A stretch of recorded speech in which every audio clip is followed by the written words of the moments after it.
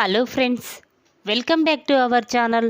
Friends, ముందుగా ఈ సీరియల్లో ఏం జరగబోతుందో తెలుసుకుందామా? ఇక వీడియోలోకి వెళ్ళినట్లయితే ధీరజ్ తప్పతాగి ప్రేమతో గొడవ పడుతూ ఉంటాడు. ఇక అది చూసిన నర్మద, ఇదేంటి ధీరజ్కి మావయ్య ఏం చెప్పాడు? ఎలాగైనా ప్రేమని ఒప్పించి ఇంటికి తీసుకురమ్మని ధీరజ్ చెప్పాడు. అవన్నీ మర్చిపోయి ఇప్పుడు ధీరజ్ ప్రేమతో గొడవ పడుతున్నాడేంటి అని చెప్పి ఇక నర్మద అక్కడికి వచ్చి, ఏంటి ధీరజ్, నువ్వు ఏం చేస్తున్నావో నీకైనా అర్థమవుతుందా? పద లోపలికి వెళ్ళు, ఆ బాబాయ్ ధీరజ్ని ఇంట్లోకి తీసుకువెళ్ళు అని చెప్పగానే ఇక తిరుపతి ధీరజ్ని ఇంట్లోకి తీసుకువెళ్తాడు.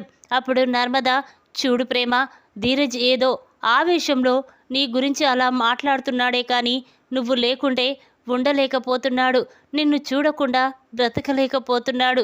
చూడు ప్రేమ, నువ్వు ధీరజ్ని క్షమించి ఇంటికి వచ్చేయి అని నర్మద అంటూ ఉంటే అప్పుడు ప్రేమ, చూడక్క, నీకు ఇంతకు ముందే చెప్పాను కదా, ధీరజ్ విషయంలో నన్ను నువ్వు కన్విన్స్ చెయ్యొద్దు. ఒక అక్కగా నువ్వు ఏదైనా చెప్పాలనుకుంటే నాతో చెప్పు కానీ ధీరజ్ విషయం మాత్రం నాతో చెప్పొద్దక్క, ప్లీజ్, ఇదే లాస్ట్ సారి, చివరిసారి అని చెప్పి ఇక ప్రేమ చాలా కోపంగా అక్కడి నుంచి వెళ్ళిపోతుంది. ఇక వెంటనే నర్మద తిరుపతి దగ్గరికి వచ్చి, ఏంటి బాబాయ్, నువ్వేం చేస్తున్నావు? ఎందుకు ధీరజ్ చేత అలా తాగించావు? ఇప్పుడు ధీరజ్ ప్రేమ ముందే నువ్వు నా భార్యవి కాదు, ఐ హేట్ యు అని ప్రేమతో చెప్పాడు. ఇప్పుడు ప్రేమ ధీరజ్ మీద మరింత కోపంతో అక్కడికి వెళ్ళిపోయింది.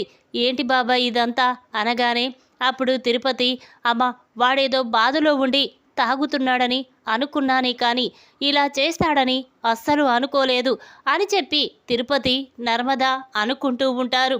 ఇక ప్రేమ ధీరజ్ మీద చాలా కోపంగా ఇంట్లోకి రావడం చూసిన రేవతి చాలా బాధపడుతూ ఉంటుంది.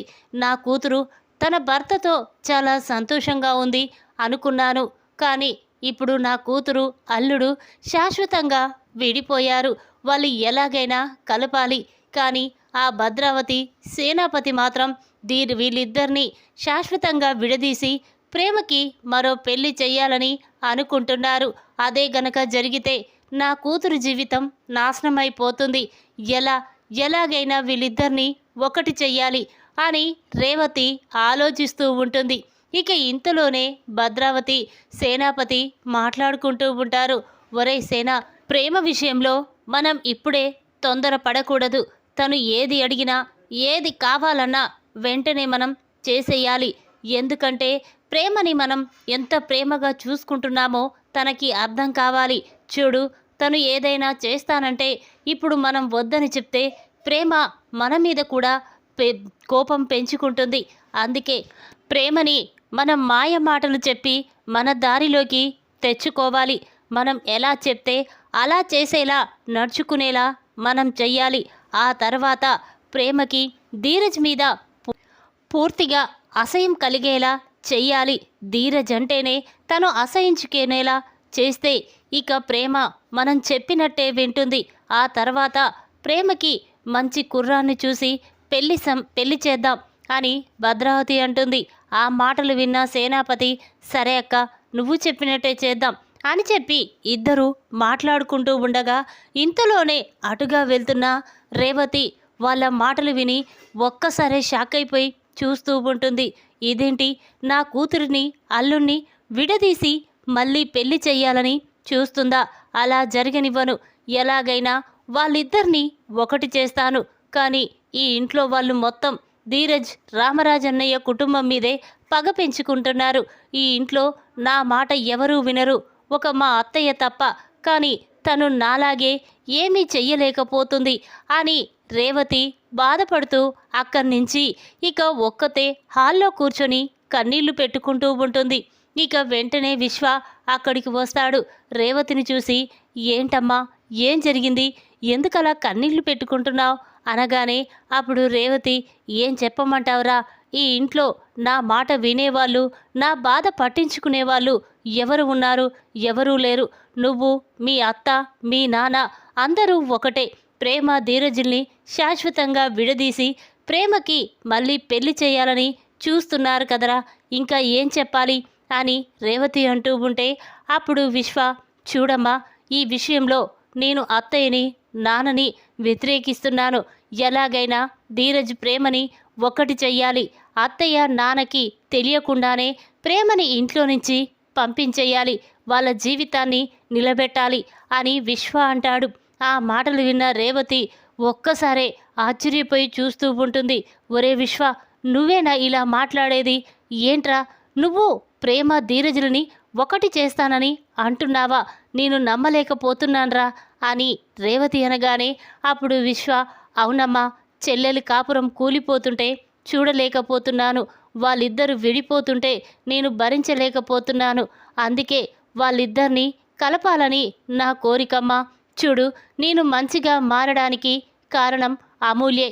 ఆ రోజు నేను చేసిన పని కోర్టులో అందరి ముందు బయట పెడితే నేను బ్రతికున్నన్ని రోజులు జైల్లో చిప్పకూడు తినేవాణ్ణి.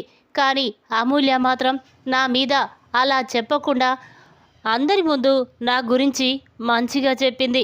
దాంతో నేను బయటికి వచ్చాను. కానీ అమూల్య మంచితనం అర్థం చేసుకోలేక నేను అత్తయ్య నాన్న మాటలు విని తన జీవితాన్నే నాశనం చెయ్యాలనుకున్నాను. కానీ అమూల్య మాత్రం నా గురించి ఆలోచించింది. అందుకే అప్పటి నుండి నేను రామరాజు మామయ్య కుటుంబం మీద పగని ప్రతీకారాన్ని మొత్తం మానేశాను అని చెప్పి ఇక విశ్వ అనగానే ఆ మాటలు విన్న రేవతి చాలా సంతోషపడుతూ ఉంటుంది. ఇక వెంటనే రేవతి, ఒరే, ఎలాగైనా ప్రేమ ధీరజుల్ని ఒక్కటి చెయ్యాలిరా, లేకపోతే మీ అత్త మాత్రం తనకి మరో పెళ్లి చేసి తన జీవితాన్ని నాశనం చెయ్యాలని చూస్తుంది. దానికి తోడు మీ నాన్న కూడా ఎవరి మాట వినడు అని రేవతి అనగానే అప్పుడు విశ్వ, సరేనమ్మా, అసలు ఏం చెయ్యాలో ఎలా చెయ్యాలో నేను చూసుకుంటాను, నువ్వేం కంగారు పడకు అని ఇక విశ్వ అంటూ ఉంటాడు. ఇంతలోనే నర్మద మాత్రం చాలా బాధపడుతూ ఉంటుంది. ఎలా వీళ్ళిద్దరినీ ఎలా కలపాలి, ఎవరు కలుపుతారు, అసలు నిజమేంటో తెలుసుకోకముందే ఏం చెయ్యాలి అని చెప్పి నర్మద అనుకుంటూ వెంటనే తన ఫోన్ తీసి రేవతికి ఫోన్ చేస్తుంది. నర్మద నుండి ఫోన్ రావడంతో రేవతి ఫోన్ లిఫ్ట్ చేసి, అమ్మ నర్మద, చెప్పమ్మా అనగానే అప్పుడు నర్మద, చూడండి పిన్ని, ఈ గొడవలన్నిటికి కారణం ఎవరో కాదు, భద్రావతి, వల్లి.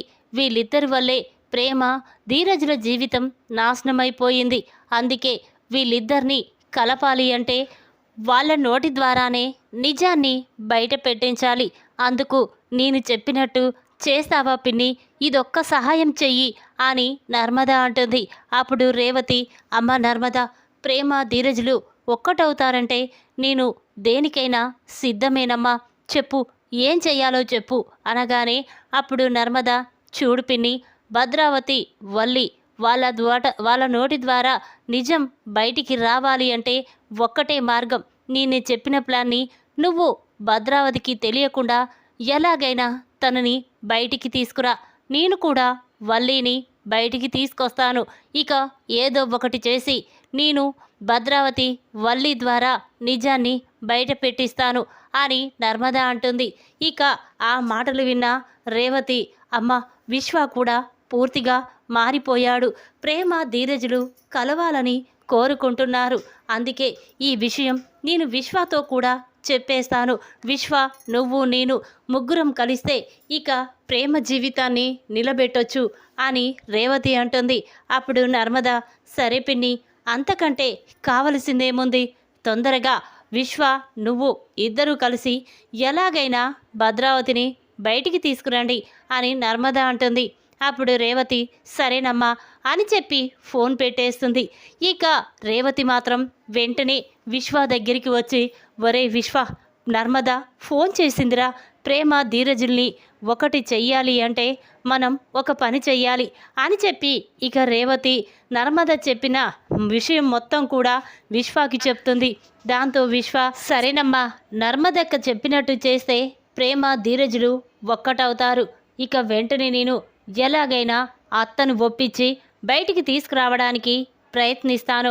నువ్వు కూడా నాతో పాటు వచ్చేయమ్మా అనగానే అప్పుడు విశ్వ, సరేరా, నువ్వు వెళ్ళి ముందు మీ అత్తని ఒప్పించు అని చెప్పగానే ఇక విశ్వ భద్రావతి దగ్గరికి వెళ్తాడు. ఇక విశ్వని చూసిన భద్రావతి, ఏంట్రా విశ్వ, ఏం జరిగింది, ఎందుకలా అలా ఉన్నావు అనగానే అప్పుడు విశ్వ, అత్త, ఈ రెండు కుటుంబాల మధ్య గొడవలు జరుగుతున్నాయి కదా, అందుకే మనసు ప్రశాంతంగా లేదత్త. చూడు, మనం అందరం కలిసి ఒక్కసారి బయటికి వెళ్ళదామత్త అని విశ్వ అనగానే అప్పుడు భద్రావతి, అవునరా విశ్వ, ఈ రెండు కుటుంబాల మధ్య గొడవలు జరగడంతో మనసు కూడా ప్రశాంతంగా లేదు. అందుకే ప్రేమ కూడా అలా బయటికి వెళ్తే తన మనసు ప్రశాంతంగా ఉంటుంది.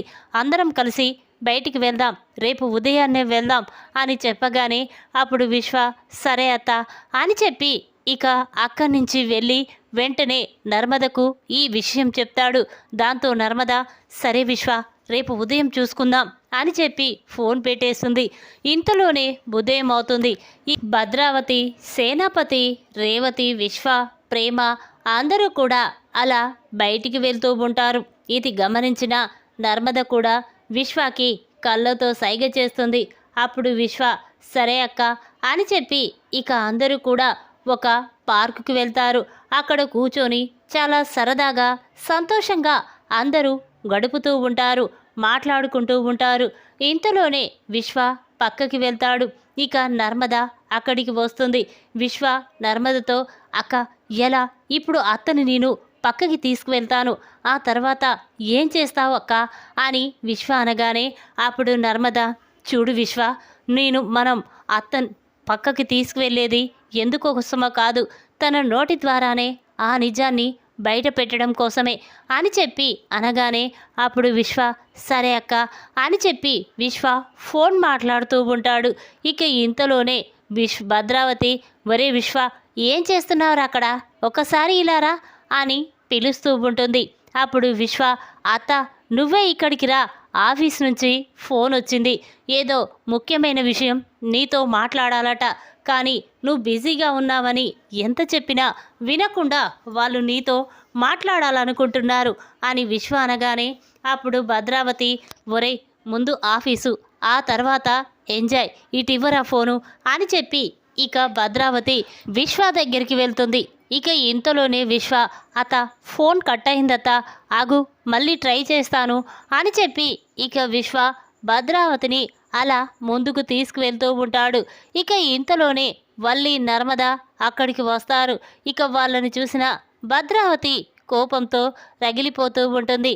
ఏంట్రా, ఏదో మనం మనశ్శాంతి కోసం ఈ పార్కుకు వచ్చాం, కానీ ఈ దరిద్రాలు కూడా మళ్ళీ ఇక్కడికి వచ్చాయేంట్రా, మనల్ని వీళ్ళు ప్రశాంతంగా ఉండనివ్వరా అని అంటూ ఉంటే అప్పుడు నర్మద, చూడత్తా, మిమ్మల్ని ప్రశాంతంగా ఉంచడానికే కదా నేను ఇక్కడికి వచ్చింది అని అంటూ ఉంటే అప్పుడు భద్రావతి, ఏంటి, ఏం మాట్లాడుతున్నా, ప్రశాంతంగా ఉంచడం ఏంటి అంటూ ఉంటే అప్పుడు నర్మద, ఇక చూడత్తా, నీతో ఒకసారి మాట్లాడాలి, ప్లీజ్ కాస్త పక్కకు వస్తారా అనగానే ఇక వల్లి కంగారు పడుతూ ఉంటుంది.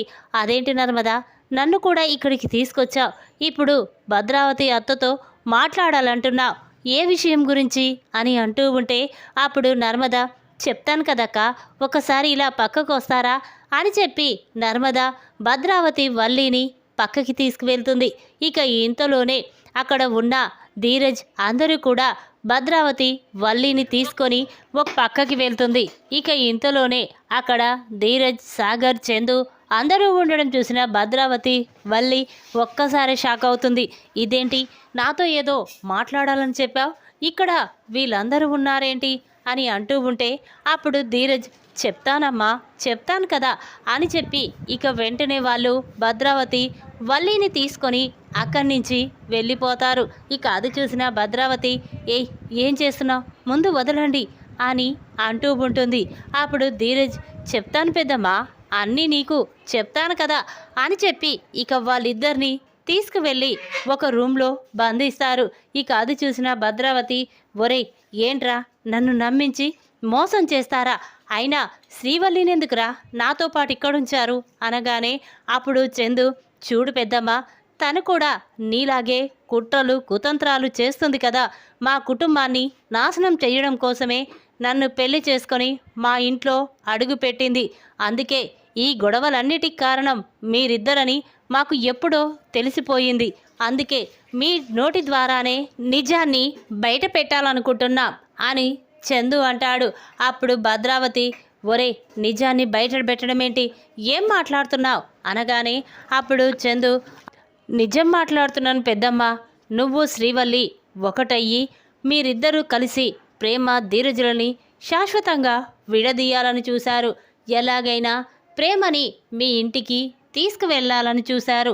అందుకే అమ్మమ్మ పుట్టినరోజు నువ్వు మా ఇంట్లో చెయ్యడానికి ఫస్ట్ ఒప్పుకోలేవు.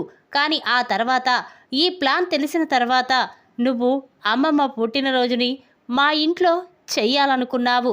అందుకే దాని ద్వారానే నువ్వు పుట్టినరోజు మా ఇంట్లో చేశావు. మెల్లగా గొడవ స్టార్ట్ చేశావు. దాంతో ధీరజ్ని రెచ్చగొట్టావు. ధీరజ్ ఆవేశంలో ప్రేమ కళ్యాణ్ల గురించి నిజం చెప్పాడు. దాంతో నువ్వు ప్రేమని అప్పుడే అక్కడికి తీసుకువచ్చి ధీరజ్ మీద అసహ్యం కలిగేలా చేశావు. దాంతో ప్రేమ ధీరజ్ చెంప పగలగొట్టి ఇంట్లో నుంచి వెళ్ళిపోయింది అని చందు అంటాడు. ఆ మాటలు విన్న భద్రావతి వల్లి ఒక్కసారి షాక్ అవుతారు. ఇక వెంటనే భద్రావతి నవ్వుతూ, అవునరా, కావాలని నేను ఇదంతా చేశాను. ఎందుకంటే నా మేనకోడల్ని బలవంతంగా ధీరజ్ పెళ్లి చేసుకున్నాడని తెలుసు. అందుకే నా మేనకోడలి జీవితం సంతోషంగా ఉండాలి అంటే ధీరజ్ ద్వారా శాశ్వతంగా విడిపోవాలి. ఎలా విడిపోవాలో నేను ఆలోచించాను. కానీ శ్రీవల్లి ఈ ప్లాన్ చెప్పడంతో నేను నా మేనకోడల్ని సంతోషంగా నా ఇంటికి తీసుకొచ్చుకున్నాను. వాళ్ళిద్దరినీ శాశ్వతంగా విడదీశాను. అయితే ఇప్పుడేంట్రా, కానీ ఈ నిజం నేను ఎవరి ముందు బయట పెట్టను కదా అని భద్రావతి అనగానే ఇక వల్లి చాలా కంగారు పడుతూ ఉంటుంది. తన మనసులో, ఇదేంటి, ఇది మొత్తం నిజం చెప్పేసింది, ఇప్పుడు నా గురించి కూడా నిజం చెప్పేసింది, ఇక నా బ్రతుకు నాశనమైపోయినట్టే అని వల్లి అనుకుంటూ ఉండగా ఇంతలోనే చందు, ప్రేమ ఒక్కసారి ఇలారా అని చెప్పగానే ఇక ప్రేమ అక్కడికి వస్తుంది. చూసావా, మీ అత్త నీ జీవితాన్ని సంతోషంగా ఉంచాలనుకుంటుందని నువ్వు మీ అత్త మాటలు నమ్మి ధీరజ్ని శాశ్వతంగా వదిలి పుట్టింటికి వెళ్ళిపోయావు కదా. ఇప్పుడు ఏం జరిగిందో ఒక్కసారి చూడు, నీ కల్లారా చూసావా అని చందు అనగానే ఇక ప్రేమ చాలా కోపంతో రగిలిపోతూ, ఏంటత్తా నువ్వు ఏం చేస్తున్నావో నీకైనా అర్థమవుతుందా? ఎందుకత్తా ధీరజ్ని నన్ను శాశ్వతంగా విడదీయాలనుకుంటున్నావు? చూడత్తా, ఆ రోజు ధీరజ్ నా మెడలో తాళి కట్టి ఉండకపోతే నా జీవితమే సర్వనాశనమైపోయేది అని ప్రేమ అనగానే ఇక భద్రావతి, లేదే పిచ్చిదానా, వీళ్ళందరూ కలిసి నిన్ను మోసం చేస్తున్నారే అనగానే అప్పుడు ప్రేమ, అవునత్త, ఎవరు మోసం చేసి నన్ను నా భర్త నుండి విడదీశారో నాకు ఇప్పుడు అర్థమవుతుంది. చూడత్తా, నీ మాయ మాటలు నమ్మి నా భర్తని వదిలేసి నేను పుట్టింటికి వచ్చాను. కానీ ఇప్పుడు నిజం తెలుసుకున్నాను. చూడు, నా భర్తని వదిలేసి నేను ఎక్కడికి రాను, మీ మాటలు వినను, నేను ధీరజ్తో ఇంటికి వెళ్ళిపోతాను అని చెప్పి ప్రేమ అనగానే ఇక భద్రావతి, శ్రీవల్లి ఒక్కసారి షాక్ అయిపోయి చూస్తూ ఉంటుంది.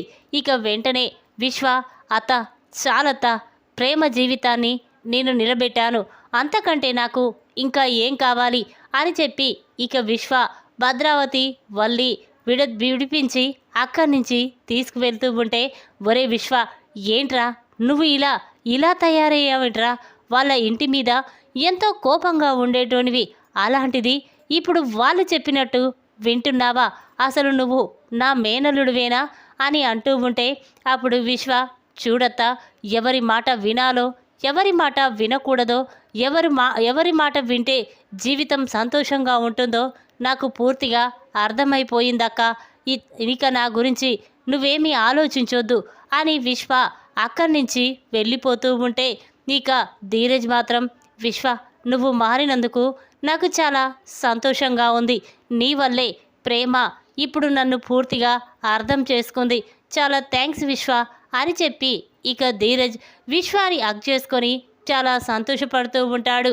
ఇక రేవతి కూడా, చూడు, ఇంకొకసారి నా కొడుకు కూతురు జీవితంలో తల దూర్చావంటే నేను ఏం చేస్తానో నాకే తెలియదు అని రేవతి భద్రావతికి వార్నింగ్ ఇస్తుంది.